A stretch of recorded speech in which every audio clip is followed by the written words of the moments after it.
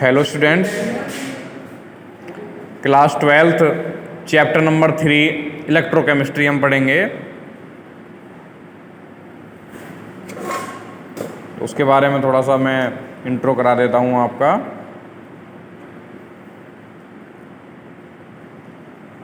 Electrode क्या होता है? इलेक्ट्रोड क्या होता है? जब किसी धातु की छड़ को किसी लवणीय विलयन में डुबाया जाता है तो धातु की छड़ को इलेक्ट्रोड तथा प्राप्त उपकरण को अर्धशैल कहते हैं।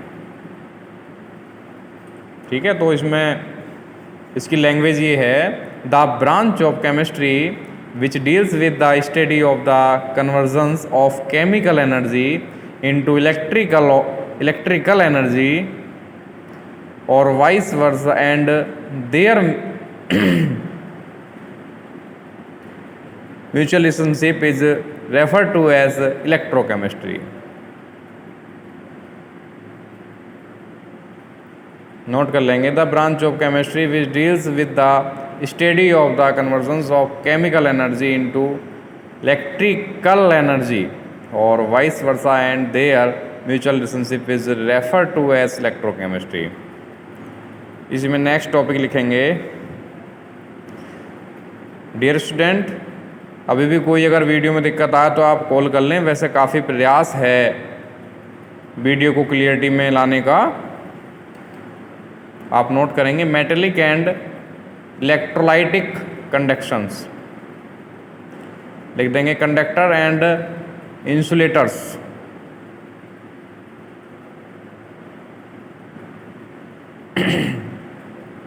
लिखेंगे electrical conductors. The substance which allow the passage of current through are called electrical conductors और simply conductors. The substance which allow the passage of current through are called electrical conductors और simply conductors.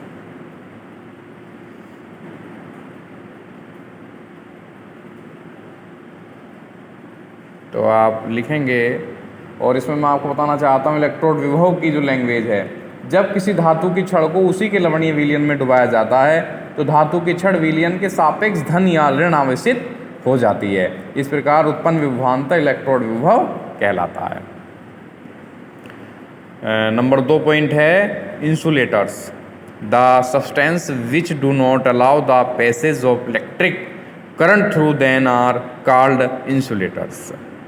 आप note करते चलेंगे और ये लिखने के बावजूद आप पढ़ें। जब तक आप पढ़ेंगे नहीं तब तक आपका रिवाइज अच्छे से नहीं होगा। तो नेक्स्ट टॉपिक है क्लासिफिकेशन ऑफ इलेक्ट्रिकल्स कंडक्टर्स। इसमें लिखेंगे B point, electrolytic conductors, electrolytes and electrolytic conductors.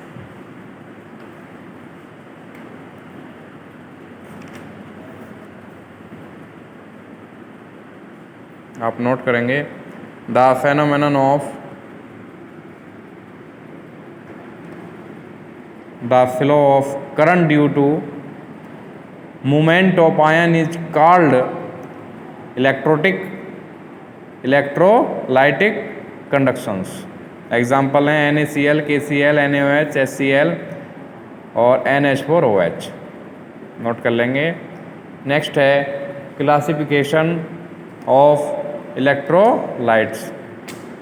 इसमें नोट करेंगे पहला बिंदु, first point, strong electrolytes.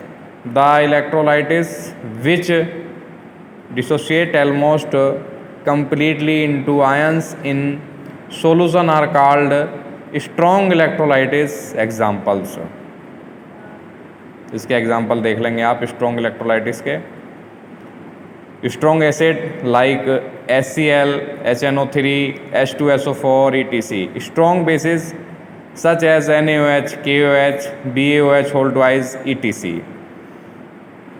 Note करेंगे strong acid like HCl, HNO3, H2SO4, etc. Strong bases such as NaOH, KOH, BaOH, whole twice, etc. and inorganic salt like NaCl, KCl, BaCl2, NH4, NO3, etc. are strong electrolytes. ये strong electrolytes हैं. Next आप note करेंगे weak electrolytes. Second point है the electrolytes which do not dissociate much in aqueous solution are called weak electrolytes. Examples लिखेंगे organic basis like CH3NH2. जो week इलेक्ट्रोलाइटिस हैं आप note करेंगे CH3NH2, C2H5NH2, C6H5NH2, etc. Inorganic acid like HCN, H3BO3, etc. Some inorganic bases like NH4OH, COH whole twice, etc. and some inorganic salt like HgCl2, CH3COOH whole twice, PV, etc. are weak electrolytes. आप note करेंगे next में electrolytic conductance.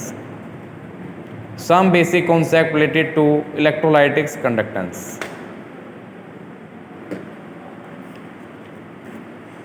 आप note करेंगे